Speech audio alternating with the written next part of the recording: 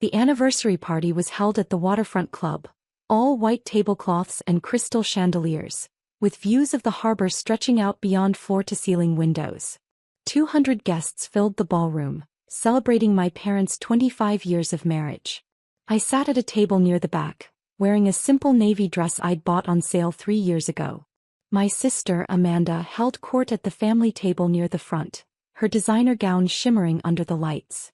Her husband, Brett, looked appropriately successful in his tailored suit. I'd arrived late and planned to leave early. These family events were always the same, a performance where everyone played their assigned roles. Amanda was the successful daughter. I was the disappointment. The speeches started after dinner. Uncle Richard talked about how he'd introduced my parents at a college party. Mom's best friend shared embarrassing dating stories. Then Dad stood up, tapping his champagne glass to get everyone's attention. "Thank you all for being here tonight," he began. His voice was warm, confident. The voice of a man who'd built a successful accounting practice from nothing. 25 years ago I married the love of my life. Together we built a beautiful family and a good life. Applause rippled through the room. Mom beamed from her seat. "As part of tonight's celebration," Dad continued, "I want to announce some exciting news about our family's future." My stomach tightened. I knew what was coming. "Many of you know about our beach house in Malibu," Dad said. "My father bought it in 1975, and it's been in our family for nearly 50 years. It's where we spent every summer, where our girls learned to swim, where we've made countless memories." Amanda was smiling, her hand clutched in Brett's. She knew what was coming too. "The house is worth approximately $4 million now," Dad continued. "And I'm pleased to announce that we're passing it on to our daughter Amanda and her family." The room erupted in applause.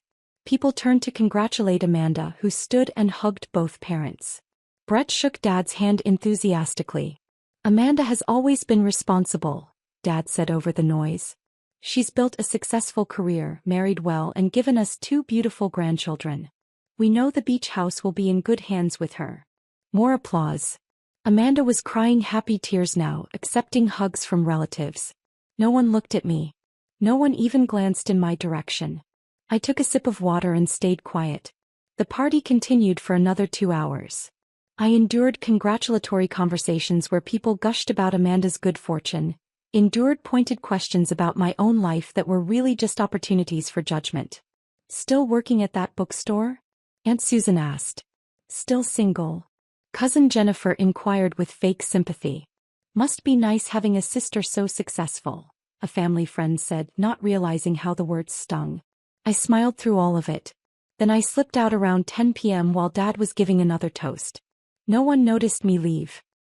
I drove home to my small apartment in Santa Monica, a 1-bedroom place with outdated fixtures and a view of the parking lot. Or at least that's what my family thought I had. In reality, I lived in a 3-bedroom penthouse I owned in a building I also owned, but they'd never bothered to visit, so they didn't know. Just like they didn't know about the 12 other properties I owned across California, including the Malibu beach house Dad had just promised to Amanda. I'd bought it 6 months ago. The beach house had been in trouble for a while. Dad and Mom barely used it anymore. Too busy with their lives, too expensive to maintain. The property taxes alone were $70,000 a year. Repairs were mounting. The roof needed replacing. The deck was rotting. Dad had mentioned selling it last Thanksgiving. "Too much of a headache," he'd said. "But it breaks my heart to let it go. It's been in the family so long." 2 weeks later, the listing went up quietly through a private broker.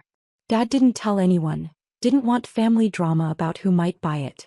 I saw the listing the day it posted. I'd been tracking that property for 3 years, ever since I'd started building my real estate portfolio seriously. I knew every inch of that house, every memory attached to it. I made an offer the same day, $3.8 million cash, close in 30 days. The broker nearly fell over himself accepting. Dad never knew it was me. The purchase went through an LLC I'd created, Pacific Coast Holdings. No personal names attached. I'd spent the last 6 months and $400,000 renovating it. New roof, new deck, updated kitchen, modern bathrooms. I'd kept all the character. The whitewashed wood walls, the stone fireplace, the window seat where I used to read as a kid. But I'd made it beautiful. Made it profitable too. I'd listed it on luxury rental sites for $12,000 a week. It was booked solid for the next 8 months. My family had no idea. The phone call came at 7:30 Sunday morning. You bitch. Amanda's voice was so loud I had to pull the phone away from my ear. You absolute bitch. I was making coffee in my kitchen, enjoying the Sunday morning quiet. Good morning to you too, Amanda. Don't good morning me. What the hell did you do? I'm not sure what you mean, I said calmly, pouring my coffee. The beach house, she shrieked. I went there this morning to take measurements for new furniture, and there's a security guard at the gate. He wouldn't let me in. He said the property belongs to someone named Mitchell. Ah, I said. Yes, that would be me. Silence. Complete absolute silence. Then, what do you mean that would be you? I bought the beach house 6 months ago, I said, taking a sip of coffee. Dad sold it through a private listing. I made an offer through my LLC. The sale went through in February. That's impossible, Amanda said. Her voice had gone from screaming to dangerous quiet. You don't have that kind of money. You work at a bookstore. I worked at a bookstore 8 years ago while I was saving money, I corrected. I haven't had a job in 6 years. I own 13 properties now, including the Malibu Beach House. My portfolio is worth about $19 million. More silence. You're lying, she finally said. Call the security guard back, I suggested. Ask him to confirm the owner's name. Sophia Mitchell. That's me. I heard rustling voices in the background. Amanda must have put me on speaker because suddenly I could hear Brett too. This is insane, he was saying. She can't possibly. The deed is public record, I interrupted. You can look it up online. Search the Malibu County Assessor's database. 2847 Pacific Coast Highway. Owner, Pacific Coast Holdings LLC, registered agent Sophia Mitchell. More silence. Then I heard typing. Oh my God, Brett said. She's not lying. The deed shows. Dad sold you our beach house?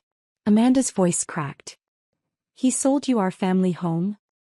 He sold it to the highest bidder through a private broker, I said. He had no idea it was me. I used my business entity to protect my privacy. But he just announced, in front of everyone, that I was getting the house. Yes, I said. That was awkward, wasn't it? Awkward. Amanda was screaming again. He promised it to me. In front of 200 people. He promised you something he didn't own, I said simply. That's not my problem. You have to sell it to us, Brett said. His voice had that lawyer tone, commanding, expecting compliance. Name your price. We'll match what you paid. I paid $3.8 million, I said. I've put another $400,000 into renovations. The property is currently generating $144,000 a year in rental income. Why would I sell? Because it's family. Amanda shouted. Family, I repeated. Right. Like how you're my family. What's that supposed to mean? It means that for the last 10 years, you've treated me like I'm invisible. Like I don't matter. Like I'm some kind of embarrassment you have to tolerate at holidays. That's not. Last Christmas, you introduced me to your in-laws as my sister who hasn't figured out her life yet, I interrupted. At Mom's birthday, you told everyone I was still trying to find myself. At every family event, you make sure everyone knows I'm the failure and you're the success. I never meant. And now Dad just announced in front of 200 people that he's giving you a $4 million property because you're responsible and successful. Meanwhile, I've been quietly building a $19 million real estate portfolio, and no one in this family has ever bothered to ask about my life. Amanda didn't respond. So no, I continued, I won't sell you the beach house. I'm going to keep renting it out to nice families who appreciate it. I'm going to make a profit. And I'm going to enjoy the irony of the situation. Dad is going to be furious, Brett said. At who? I asked. At me for buying a house that was legally for sale? Or at himself for promising something he no longer owned? I heard muffled voices. They were arguing with each other now, forgetting I was still on the line. I have to go, I said. Enjoy the rest of your weekend. I hung up before they could respond. Dad called 20 minutes later. Sophia. His voice was tight. We need to talk. Good morning, Dad. Amanda just called. She's very upset. I imagine she is, I said. She says you bought the beach house. That you own it now. That's correct. Why didn't you tell me? His voice rose. Why didn't you say something before I made that announcement? You didn't ask, I said simply. You've never asked about my life, Dad. Not once in the last 6 years. That's not true. When's the last time you asked about my work? I interrupted. About what I do for a living. About how I support myself. Silence. You haven't, I answered for him. Because you assume you know. You assume I'm still that directionless 22-year-old who dropped out of grad school. You've never considered that I might have built something. Achieved something. Succeeded in ways you didn't expect. If you just told me you were interested in the house.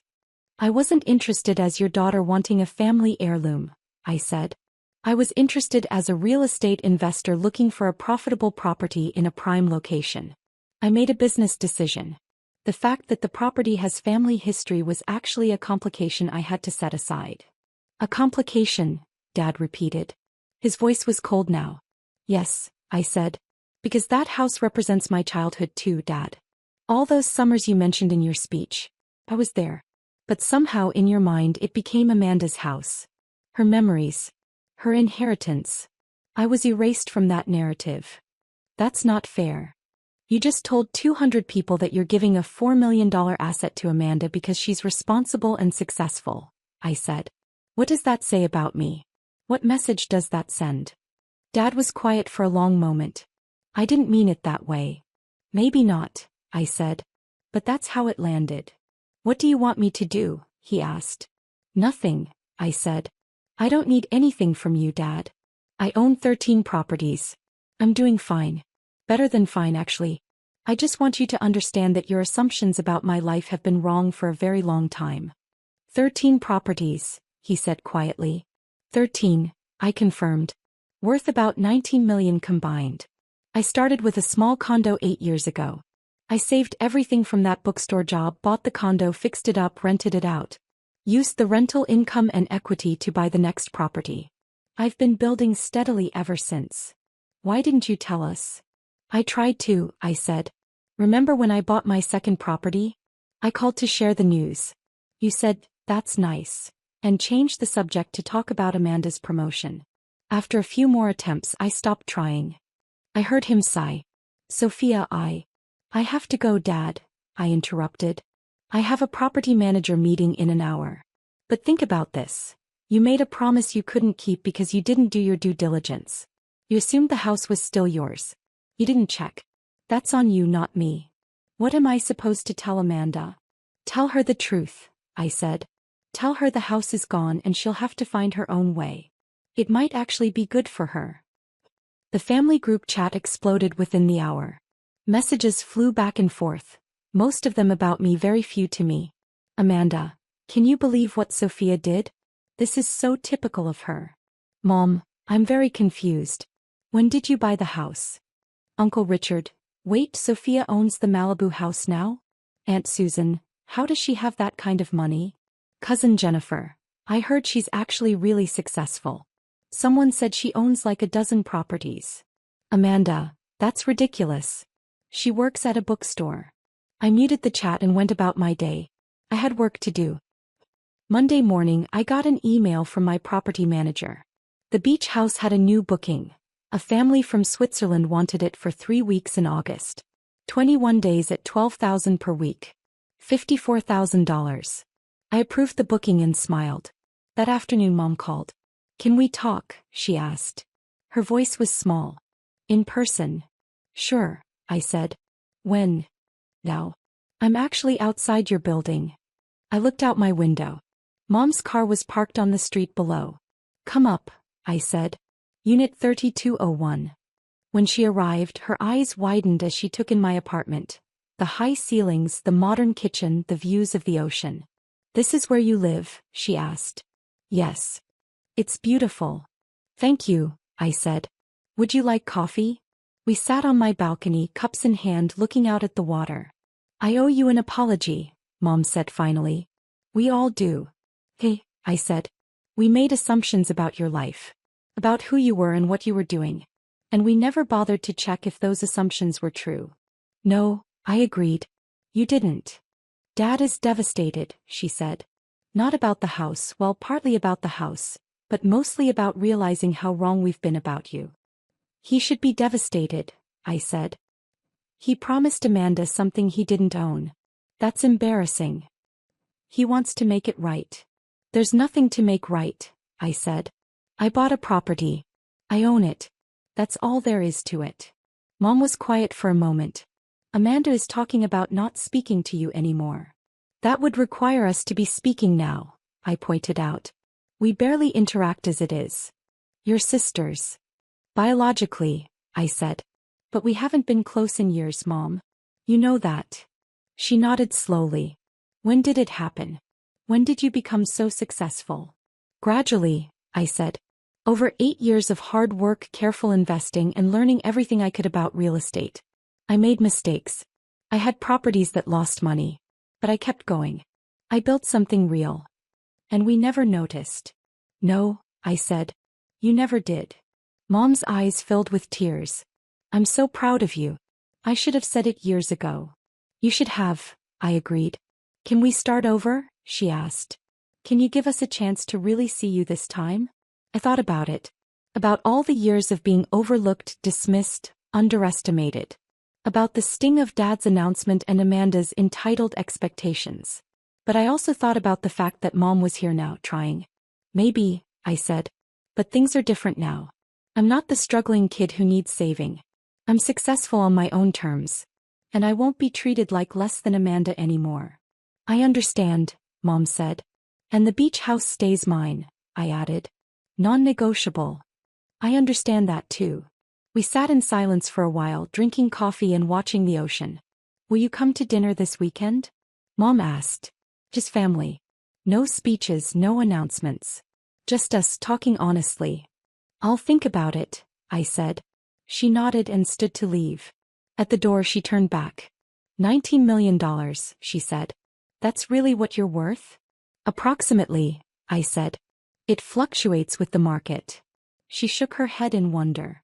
My daughter, the real estate mogul.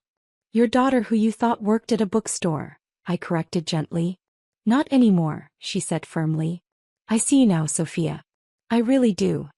After she left, I stood on my balcony and looked out at the ocean. Somewhere down the coast was the Malibu beach house. My house now filled with my memories and my future. I'd built an empire in silence. I'd succeeded without their approval or support. And now that they finally saw me, finally understood what I'd accomplished, I wasn't sure I needed their validation anymore. But maybe, just maybe, it would be nice to have it anyway. My phone buzzed. A text from Amanda. We need to talk. Please. I looked at the message for a long moment. Then I typed back, okay. Coffee tomorrow. Your treat. Because I could afford to be generous now. I could afford to give her a chance, give them all a chance to see me as I really was. And if they couldn't? If they went back to their old assumptions and dismissive comments? Well, I'd still have my 13 properties, my $19 million, and the beach house that should have been ours, but was now entirely mine. Sometimes the best inheritance isn't what your family gives you. It's what you build for yourself when they're not looking.